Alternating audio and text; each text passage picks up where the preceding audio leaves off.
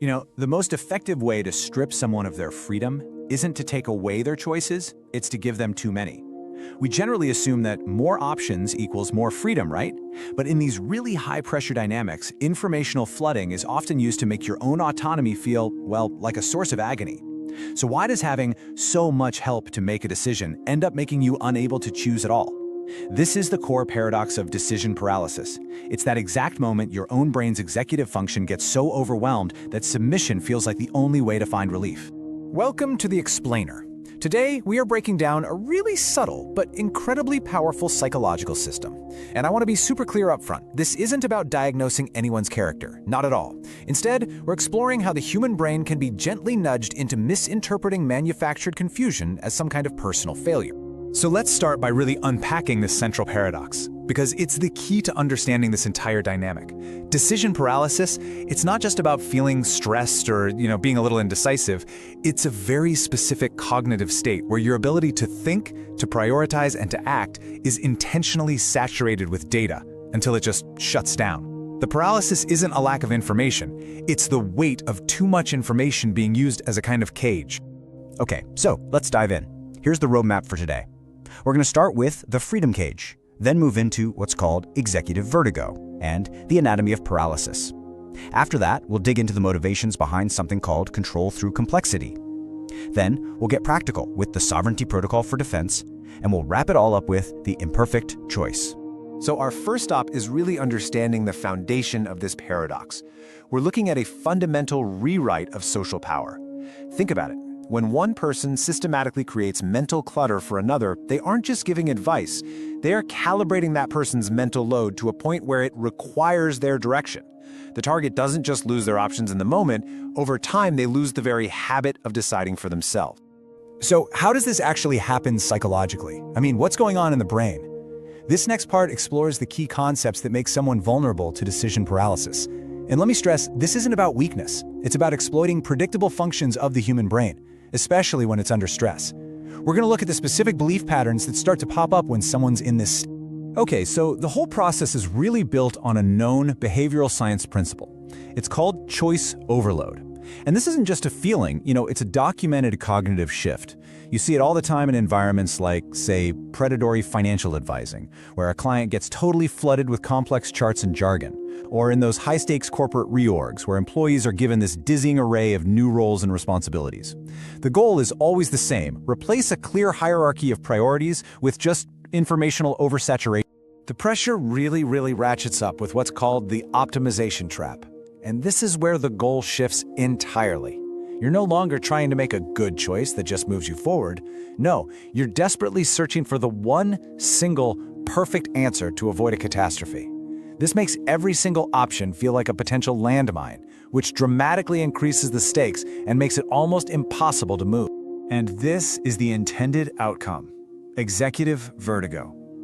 It's a term for that deeply unsettling feeling where you start to believe that the problem isn't the situation, it's you. Individuals in this state often report feeling that their own mind is just too broken or chaotic to manage their own life. This is such a critical moment. It's a complete loss of trust in your own ability to think clearly. And this slide just brilliantly illustrates the ultimate goal of the entire process. It's all about engineering this very specific transition from active agency to passive dependency. An individual who once, evaluated their own path and their own priorities becomes a person who simply waits for simplified instructions from someone else. The whole mechanism ensures that even when you have all the facts, you feel like you have zero power to use them. So how exactly is this pressure weaponized? Well, it's not random. It's not chaotic at all. Research actually describes a really specific three-step pattern that's used to redirect a person's internal reasoning. And here's the pattern. First, the information flood. The controller provides just an overwhelming amount of data, endless options, and a constant stream of what-ifs. People often report that during this phase, the simple act of thinking starts to feel like drowning. Then, once the target is sufficiently overwhelmed, step 2 kicks in, the time squeeze. An artificial sense of urgency is applied. Suddenly, this massive complex decision has to be made right now. And just as that panic is peaking, the final step is deployed, the rescue offer. The controller, the very same person who created the flood and the urgency, steps in with a simple solution, a clear path out of the chaos that they engineered. So, you see, this three-step sequence is designed to trigger your overload, amplify it with urgency, and then leverage your inevitable surrender for control. But it leads us to a really critical question, doesn't it? Why does this work so well? I mean, why is it so hard to see it happening? And why does that rescue feel so good, even when it comes at the cost of our own agency? Well, this leads us directly to the underlying psychology. Here, we're going to examine the motivations and the cognitive biases that this pattern so masterfully exploits. See, our brain is biologically wired to seek what's called cognitive ease, especially when it's under stress. It wants the path of least resistance, the simplest answer.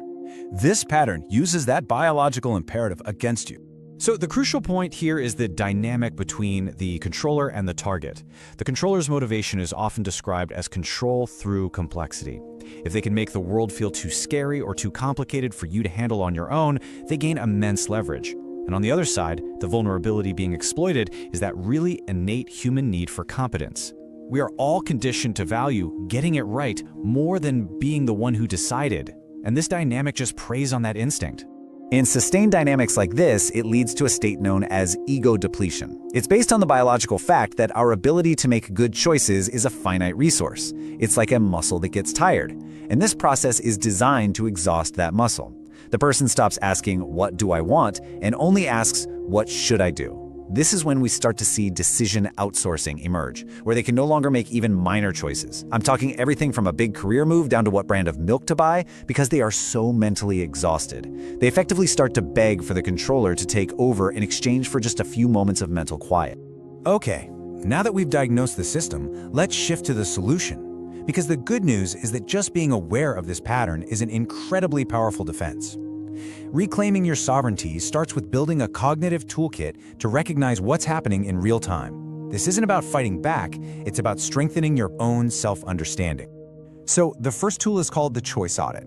It's a simple descriptive question you just ask yourself. When someone is offering you more data, more help, more research, you just pause for a second and ask, is this new information leading to more clarity or is it leading to more confusion? The goal here is simply to label the moment when help begins to feel like a flood. This simple act of recognition can interrupt the cycle before it ever gains momentum. Now, to counter that optimization trap we talked about earlier, you can use something called the good enough protocol. Now, this isn't about settling for less, not at all. Think of it as a conscious training exercise. By intentionally choosing the first acceptable option, you practice the act of choosing. You're preserving your decision muscle instead of letting it atrophy. You are strengthening your ability to act, which, at the end of the day, is far more important than finding some mythical, perfect answer. This quote, it just perfectly captures the philosophical core of this entire defense strategy. Reclaiming your sovereignty really means accepting this idea deep down. It's about prioritizing your own agency, your right to choose your path and learn from it, over achieving some perfect outsourced outcome that was never truly yours to begin with. So let's bring this all together with the most important takeaway from this entire explainer. After understanding the cage, the vertigo, and the pattern, what is the single most powerful idea that dismantles the whole thing? Well, it really comes down to reframing your relationship with the act of choosing itself. You know, the most dangerous lie this whole process teaches is that you need all the facts before you can act. You don't. The biggest lesson is that the simple act of choosing is, in itself, an exercise of your own power. The cycle of paralysis is interrupted the very moment you realize that you are absolutely allowed to be imperfectly independent. Remember this, your mind is your own private territory. A good choice made by you is infinitely more valuable than a perfect choice made for you, because one strengthens your agency and the other erodes it. Awareness is the primary tool for making sure that no one else's manufactured complexity becomes a cage for your own mind. So choose small, choose often, and choose for yourself.